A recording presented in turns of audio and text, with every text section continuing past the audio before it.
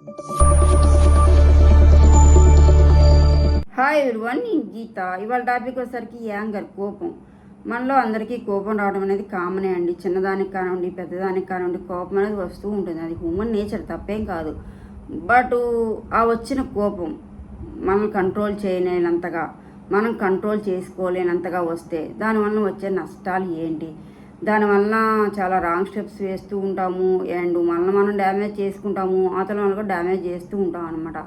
ఒక కోపం, ఒక చిన్న కంట్రోలింగ్ పవర్ అనేది తప్పితే ఇది ఎలా ఉంటుందంటే, భార్యను భర్త చంపేసుకోవడం, భర్తను భార్యను చంపేసుకోవడము, అన్నదమ్ములు చంపేసుకోవడము, లేకపోతే మనకి ఎవరి మీద కోపం వస్తే వాళ్ళని చంపేసుకోవడము, లేకపోతే వాళ్ళకి వాళ్ళు సూసైడ్ చేసుకోవడము, పిల్లల్ని కూడా చంపేస్తూ ఉన్నారు. ఓ చిన్న క్షణికావేశంలో కోపం వల్ల ఇవన్నీ చేస్తూ ఉన్నారు. అంత కోపం ఎందుకు వస్తుంది? అది రావడానికి కారణాలు ఏంటి అంటే, ఇప్పుడు కోపం రావడం అనేది కామన్. బట్ ఆ వచ్చిన కోపాన్ని కూడా మనం ఛానలైజ్ చేసుకోవచ్చు, మనకు అనుకూలంగా మార్చుకోవచ్చు. బట్ అలా మార్చుకోకుండా కోపాన్ని పెంచుకొని మీరు డ్యామేజ్ చేసుకొని అవతల వాళ్ళకి డ్యామేజ్ చేస్తూ ఉన్నారండి. అందువలన కోపం వల్ల వచ్చే నష్టాలు ఏంటి, అసలు ఆ కోపం ఎందుకు వస్తుందో తెలుసుకొని వచ్చిన కోపాన్ని కూడా మీరు ఛానలైజ్ చేసుకోండి, మీకు అనుకూలంగా మార్చుకోండి, మీకు ప్లస్గా మార్చుకోండి. అప్పుడు ఎలాంటి కోపాన్నైనా సరే మీరు కంట్రోల్ చేసుకోవచ్చు. కోపం అనేది చిన్న క్షణికావేశమే అని తెలుసుకొని దాన్ని ఏ విధంగా అనలైజ్ చేసుకోవాలి, ఏ విధంగా మీకు అనుకూలంగా మార్చుకోవాలో తెలుసుకొని కోపాన్ని తగ్గించుకోండి. Okay, yes.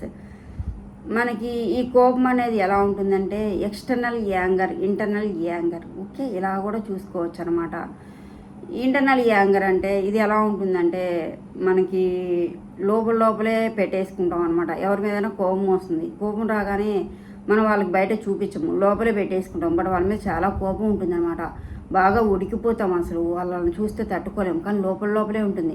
అసలు వాళ్ళ మీద మనకు కోపం ఉంది అని కూడా వాళ్ళకి తెలియదు అనమాట. అంత కోపం ఉంటుంది అనమాట మనకి.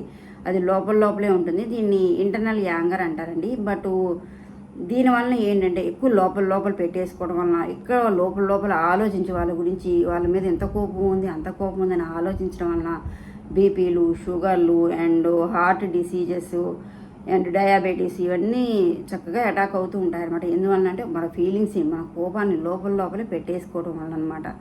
ఓకే, అండ్ ఇంకోటి ఏంటంటే ఎక్స్టర్నల్ యాంగర్. ఇది వచ్చేసరికి మనకి ఎలా ఉంటుందంటే, బాగా కోపం వాళ్ళ మీద ఉంటుంది. వెంటనే వాళ్ళని అడిగేయాలి, కడిగేయాలి, కొట్టేయాలి, తిట్టేయాలి, ఇలా ఉంటుంది అనమాట. ఎక్స్టర్నల్ మనకి తర్వాత జరిగే పరిణామాలు మనం ఏమీ ఆలోచించం.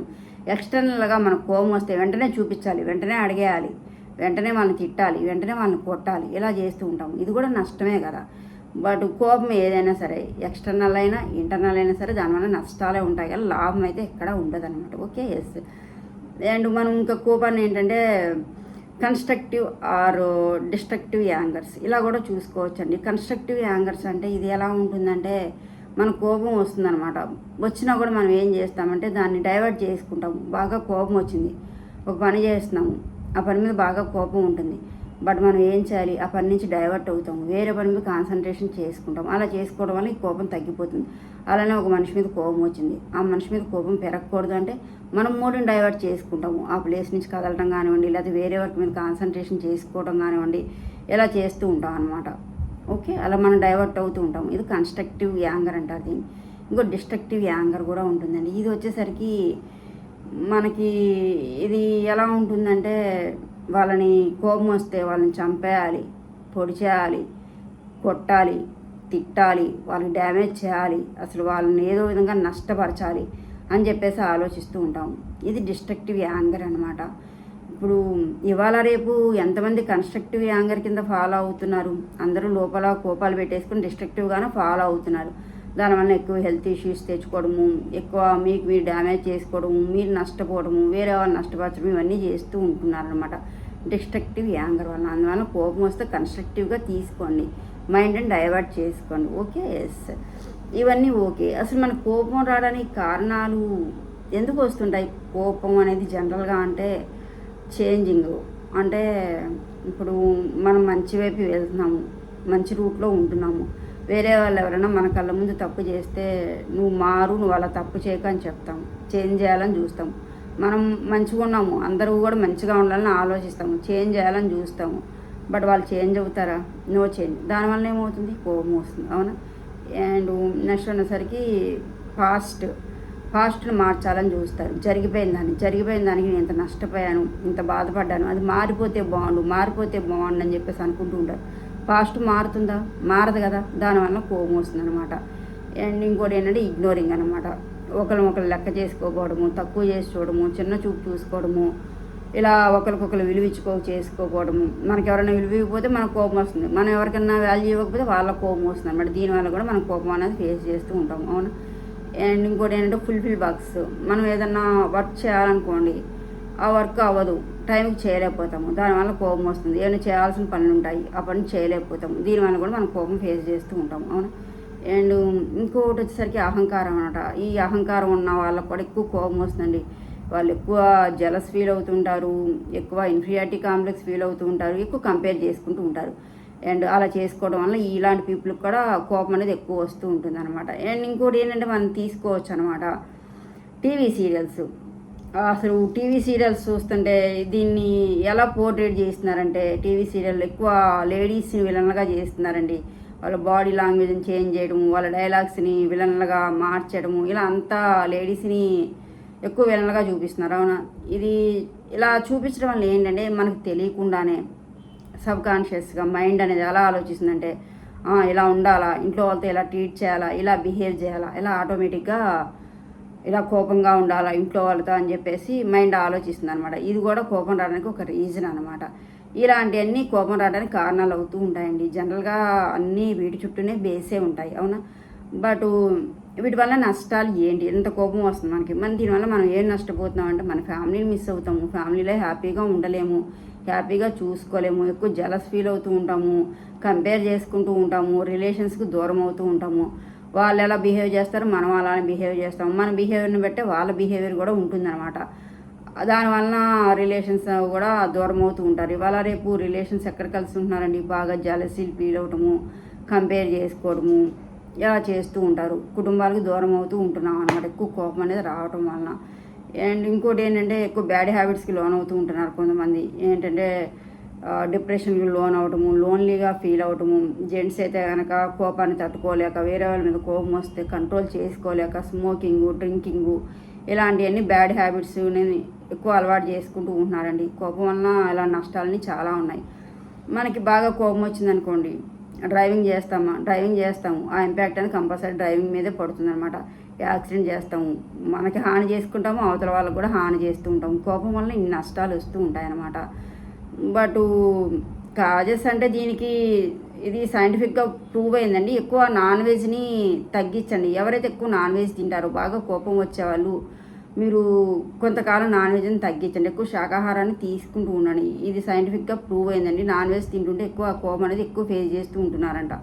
అందువల్ల మీకు బాగా కోపం అనేది వస్తుంది, కంట్రోల్ చేసుకోలేకపోతే మీరు కొంచెం నాన్ వెజ్ని తగ్గించేసి ఎక్కువ శాకాహారం తీసుకుంటూ ఉండండి. ఓకే. ఎస్.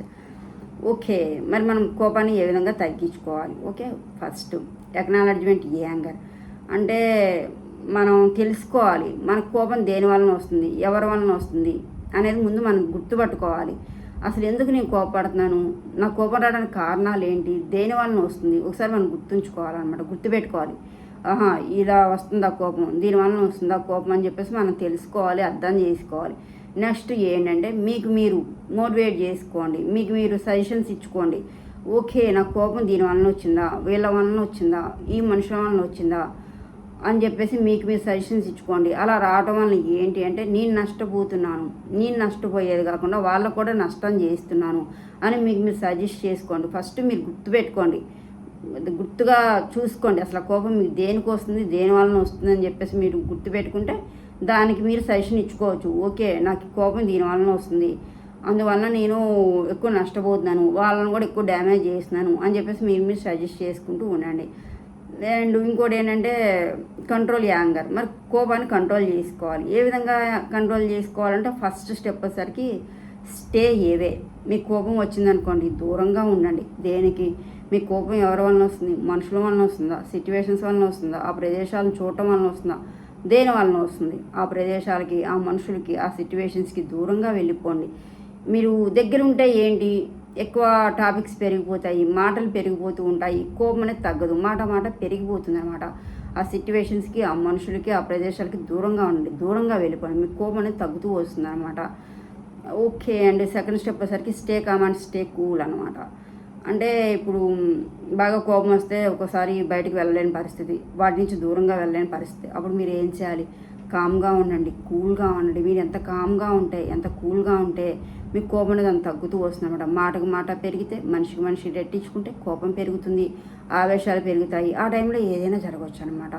అందువల్ల కామ్గా ఉండండి, కూల్గా ఉండండి. మీరు ఎంత సైలెంట్గా ఉంటే మీ కోపం అనేది అంత తగ్గుతూ వస్తుంది అనమాట. ఓకే అండ్ థర్డ్ స్టెప్ వచ్చేసరికి డీప్ బ్రీతింగ్ అనమాట. మీకు బాగా కోపం వచ్చిందనుకోండి, బ్రీతింగ్ ఎక్సర్సైజ్ చేసుకోండి. నేను ఒక వీడియోలో చేశాను, ఒకసారి అది కూడా చెక్ చేసుకోండి.